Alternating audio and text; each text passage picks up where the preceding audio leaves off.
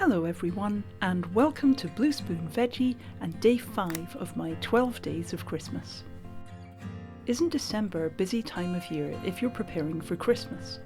So much peeling and chopping, not to mention all the wrapping and shopping. Thankfully, there's a lot we can do ahead in the kitchen to make life easier in the weeks ahead. I've already chatted about freezing potatoes ready to roast, as well as mashed potatoes. I'll link that video down below. But many other veg freeze well, like parsnips. Peel and chop some parsnips according to your own preference. Then we're going to parboil them, that is simmer them, just for 2 minutes. You can freeze a lot of vegetables without parboiling them first, but the quality will be better and you can freeze them for longer if you take this easy extra step. Then drain and plunge the pieces into a big bowl of cold water. Let them cool off for a few minutes in the water before draining and drying off the parsnip pieces. Now we're going to freeze these battens on trays to help them not stick together, then you can transfer them to bags. Cook directly from frozen. I think roasting them is the best cooking method, and since many recipes say to parboil before roasting, you've saved future you a step. Freezing carrots works in the same way.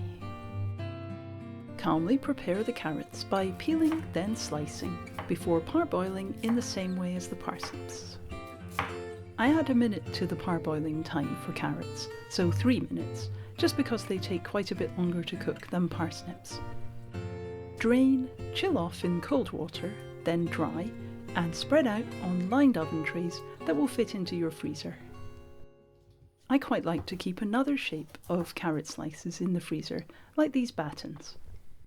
Parboil in the same way as before, then cool, dry off and freeze on lined trays. Transfer to bags once frozen. Now I feel happily prepared, knowing some future carrot prep has already been taken care of. For many people in the UK, Christmas wouldn't be complete without Brussels sprouts, so let's prepare some of those for the freezer too. Cut off a thin slice of the stem, the bit that can be quite tough. Then remove the outer leaves if they're marked, as lots of these leaves were. Aren't Brussels sprouts adorable, like cute little cabbages? One of the more bitter green veggies, I would say. They seem to be a love it or a hate it type of food. If you haven't seen it yet, take a look at my side dishes video, as the orange butter helps add some sweetness to the Brussels sprouts. Pop the sprouts on to boil. Then simmer for 2 minutes, drain, and let them cool off in some nice chilly water. Dry them off on some kitchen towel or a tea towel.